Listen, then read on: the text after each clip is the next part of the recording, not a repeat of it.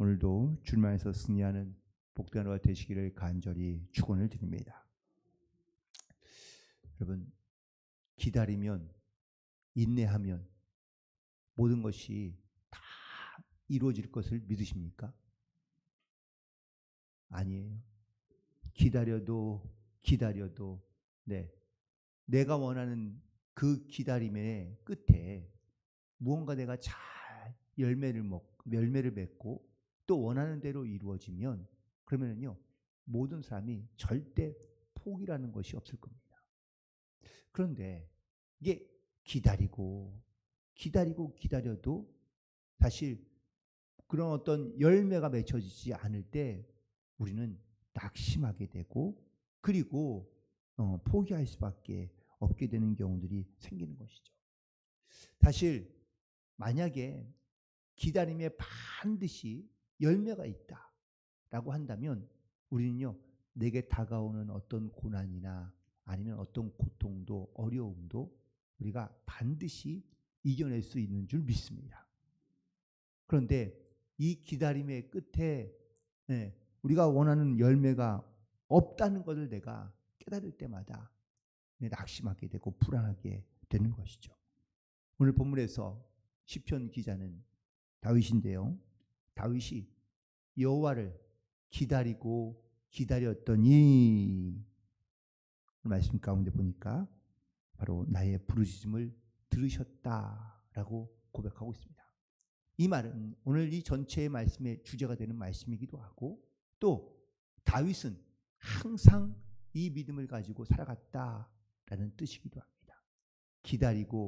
기다렸더니 하나님께서 나에게 이렇게 응답해 주셨다라는 이 간증, 이 고백 우리에게도 있게 되기를 간절히 축원을 드립니다. 만약에 우리가 믿음을 가지고 신앙생활을 하지만 만약에 우리에게 이런 기다림의 열매가 없다면, 그 기다림의 보상이 없다면, 예를 들어 우리가 지금 이 땅 가운데 살고 있습니다. 내가 세상에 살아갈 때는 아무리 노력하고 힘쓰고 애써도 이 삶의 어떤 문제, 고난, 어려움 사실 이거를 내 마음대로 해결하지 못하고 내 뜻대로 되지 않으니 그러니 아무리 기다려도 그 주신 어떤 확실한 분명한 열매가 없으니 우리는 이 땅에 살아가는 것이 지치고 힘들고 어려운 거죠. 그러나 우리의 마지막 그 기다림에는 반드시 하나님의 응답이 있고 보상이 있고 하나님의 역사가 반드시 있는 줄 믿습니다. 이 믿음이 우리 가운데 있어야 우리가 이 땅을 살아가면서 지치지 않고 그리고 또한 우리가 낙심하지 아니하고 두려움 가운데 살아가지 않을 수 있다라는 사실입니다. 그래서 결론적인 이야기 같지만 오늘 본문의 17절 맨 마지막에 보면 나의 하나님이여 지체하지 마옵소서라고 이렇게 고백하고 있습니다. 즉 지금도 하나님이 살아 역사하시지만 이 하나님이 나를 도우시고 나와 함께 하시고 또한 나의 모든 생각을 아시는 하나님께서 더디 오지 마시고 속히 빨리 지체하지 않고 자기의 기도 가운데 혹은 자기의 간구 가운데 응답하신 하나님을 기다리고 있다라는 것을 말하고 있습니다. 그러나 오늘 보면서 다윗은 분명하게 말하기를 주여 내가 기다렸더니 주님께서 내 부르심에 들으시고 응답하셨다라고 고백하고 있습니다. 오늘도 우리는 어떤 상황에도 우리의 부르심 가운데 주님께서 들으시고 또한 응답하신다는 사실을 반드시 기억하고 우리가 주님께 담대히 나아갈 수 있는 저와 여러분이 되기를 주님의 이름으로 간절히 축원을 드립니다. 사실 이 지금 다윗의 기다림은 그런데 어떤 기다림이었느냐? 그가 말하기를 나는 기가 막힐 웅덩이와 수렁에 빠져 있다고 오늘 본문 2절에서 말씀하고 있는 것을 보게 됩니다. 이 기가 막힐 웅덩이 혹은 이 수렁은요, 고통의 자리이고 또 죽음과 두려움에 빠져 있는 자리입니다. 여기에서는 자기 혼자 자기의 힘으로 자기의 어떤 능력으로 도무지 빠져나올 수 없는 그런 웅덩이 혹은 그러한 수렁을 의미하고 있는 것이죠. 누군가가 나에게 밧줄을 내려주거나 아니면 붙잡을 것을 주어야 올라올 수 있는 곳이 바로 이 구덩이입니다. 내가 아무리 발버둥 쳐도 도움이 없이는 절대로 올라올 수 없는 이 구덩이에 빠져 있는 자기의 모습, 자기의 신세, 자기의 인생을 돌아봤을 때 다윗은 포기하고 싶고 또한 좌절할 수밖에 없고, 그리고 아무리 오래 기다려도 나타나지 않을 것 같던 그런 하나님의 도움이 오늘 그에게 다시 나타나고 있으며, 또한 하나님의 도움이 기다렸더니 하나님의 도움이 그에게 임하고 있다는 것을 깨닫게 되는 것이죠. 그리고 그는 이 구덩이 속에서도 놀랍게도 하나님을 향하여 새 노래로 하나님께 찬송하고 있다는 것을 3절에서 고백하고 있습니다. 하나님께서 다윗이 하나님께 간구하며 기도할 때에 그 구덩이 속에서 다윗은 하나님을 원망하는 기도, 하나님께 불평하는 기도, 하나님 앞에 자기의 신세를 한탄하는 기도, 이런 기도만 드린 것이 아니라 그가 부르실 때 어떻게 기도했느냐? 새 노래로 우리 하나님께 올릴 찬송을 내 입에 두셨으니 많은 사람이 보고 두려워하며 여호와를 의지하리라 라고 고백하고 있다는 사실입니다. 여기서 말하는 새 노래는 진짜 무슨 따끈한 신곡을 의미하는 게 아닙니다. 기쁨의 찬양을 말하는 겁니다. 내 입술에 하나님을 찬양하는 그 찬양의 고백이 떠나지 않는 것을 의미하고 있는 겁니다. 시편 기자의 이 새 노래는요, 어떤 주석가 말하기를 이건 덤으로 주신 은혜이다 라고 이렇게 말하고 있더라고요. 무슨 말이냐면 내가 지금 주님의 은혜를 누리며 또한 그 은혜 속에 거하지 않고 있지만 하나님께서 기대하지 않은 것, 생각하지 않은 것, 또한 내가 전혀 예상하지 못했던 그런 은혜들을 내가 입었을 때 이 새 노래로 하나님께 찬양하게 되는데, 지금 다윗은 자기에게 아무것도 이런 구덩이와 웅덩이에 빠져 있어 하나님 앞에 찬양할 수 있는 것이 아니지만 놀랍게도 그의 입술에 덤으로 하나님께서 찬양을 주셔서 그 다윗의 입에 지금 찬양으로 하나님 앞에 고백하고 있으며 하나님 앞에 또한 감사함으로 나아가고 있는 것을 보게 됩니다.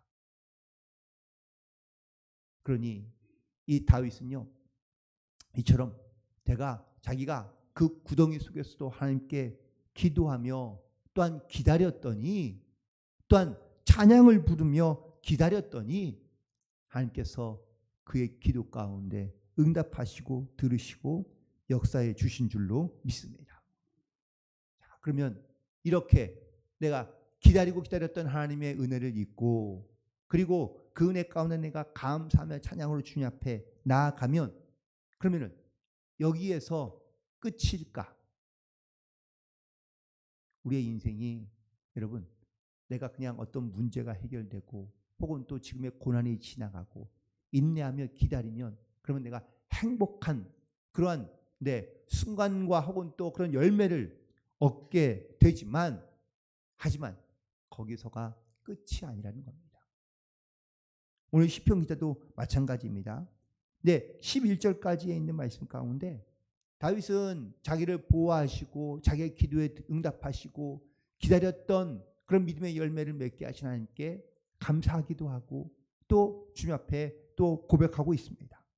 그런데 12절에서 또 다른 재앙이 등장합니다.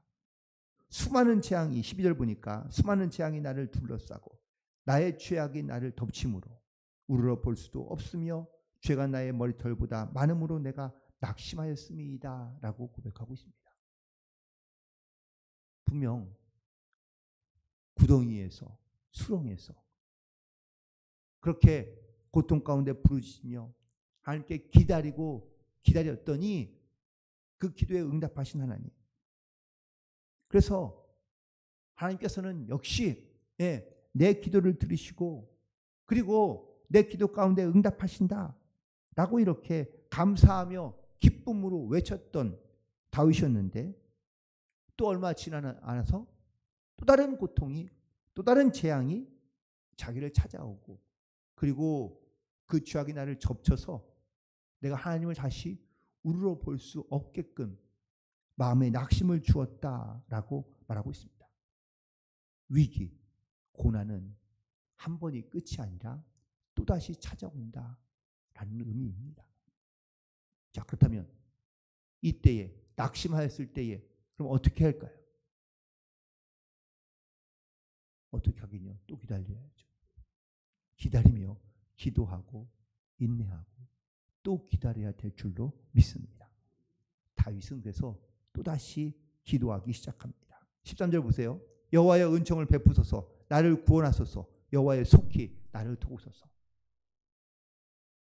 다윗은 위기와 고난이 지나가고 자기 기다렸던 어떠한 그 기다림의 열매를 얻은 것으로 끝이 아니라 또다시 찾아온 자기 가운데 이 고난으로 인하여 낙심하지 않을 수밖에 없지만 다시 하나님 앞에 무릎 꿇어 기도하는 것을 멈추지 않고 있는 것을 보게 됩니다.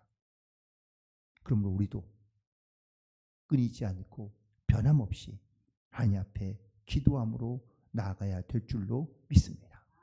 여호와여 은총을 베푸소서, 주여 나를 도우소서, 나를 구원하소서.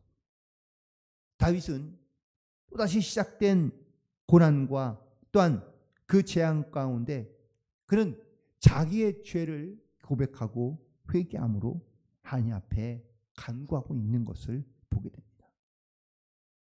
여전히 14절 15절을 보니까 자기의 생명을 찾아 멸하는 자들, 또한 나의 해를 기뻐하는 자들, 나를 향하여 조소하는 자들, 이런 수많은 사람들이 여전히 자기에게 곁에 있으며 또한 자기를 괴롭게 하고 또한 재앙 가운데, 위기 가운데 반복된 삶을 살아가지만, 하지만 그는 주를 찾는 자, 주를 의지하는 자에게 주시는, 하나님께서 주시는 그 은혜가 무엇인지를 담대하게 선포하고 있습니다. 자, 16절에 있는 말씀 함께 보시고 함께 읽도록 하겠습니다. 시작. 주를 찾는 자는 다 주 안에서 즐거워하고 기뻐하게 하시며 주의 구원을 사랑하는 자는 항상 말하기를 여호와는 위대하시다 하게 하소서. 아멘. 다윗이 자기의 인생 속에서 혹은 자기의 삶 속에서 고난이 여러분들 그냥 한두 번 왔다가 지나가고 혹은 또 잠시 왔다가 떠나가고, 그래서 다윗은 끊임없이 하나님 앞에 기도하며 간구합니다. 그러나 이 반복되는 어떤 이러한 그런 모습 속에서 사실 많은 사람들이 기다리지 못하고 인내하지 못하고 낙심하는 경우가 많습니다. 내가 이렇게 기도했는데, 내가 이만큼 기다렸는데 왜 하나님이 이렇게 나를 도우시지 않을까? 분명 하나님의 도움이 있습니다. 하나님의 은혜가 있고 하나님의 역사가 있습니다. 하지만 그걸로 끝나지 않는다는 겁니다. 또다시 우리 가운데 또 다른 재앙이 찾아오고 또 다른 어떤 어려움이 찾아올 때 과연 우리는 그럼에도 불구하고 주님을 찾는 자로서, 주님을 기다리는 자로서 하나님 앞에 즐거움으로, 기뻐함으로, 또한 하나님을 사랑함으로 여호와의 은혜를 선포하며 주님 앞에 나아가고 있는가라는 것을 오늘 본문 말씀을 통하여 다시 한번 깨닫게 됩니다. 그러므로 주를 찾는 자는 다 주 안에서 즐거워하고 기뻐하게 하신다는 이 다윗의 고백이 새삼 다시 한번 다윗이 어떤 믿음의 사람이었는가라는 것을 돌아보게 되고 깨닫게 됩니다. 다른 성도 여러분, 우리도 지금까지 살아오면서 수많은 위기와 어려움과 고난, 이 시간들을 우리가 잘 이겨내고 인도하며 또한 승리한 줄로 믿습니다. 기다리고 기다렸더니 하나님의 그 기다림에 열매를 주시고 지금의 나에게 또한 지금의 우리에게 살아계신 하나님의 역사를 나타내시고 증거하신 것처럼 여전히 주님을 찾는 자들에게는 주님께서 그 기도에 응답하시고 역사해 주시는 줄 믿습니다. 그래서 17절에 주는 나의 도움이시요 나를 건지시는 이시요 라고 고백하고 있는 겁니다. 오늘도 우리 하나님을 향하여 나에게 도움을 주시는, 나를 건지시는, 나와 함께 하시는 하나님이신 것을 우리가 믿음으로 고백하며 오늘도 담대히 이 세상 가운데 이 믿음을 가지고 승리하며 살아가는 성도들 되기를 간절히 소망하며 또다시 우리 가운데 어떠한 고난과 위기가 찾아온다 할지라도 낙심하지 않고 우리가 주님께 나아감으로 기도함으로 하나님의 그런 살아계신 은혜와 역사들 날마다 감사함으로 고백하며 승리하는 모든 성도들이 되시기를 복된 하루가 되기를 주님의 이름으로 간절히 축원을 드립니다. 기도하시겠습니다.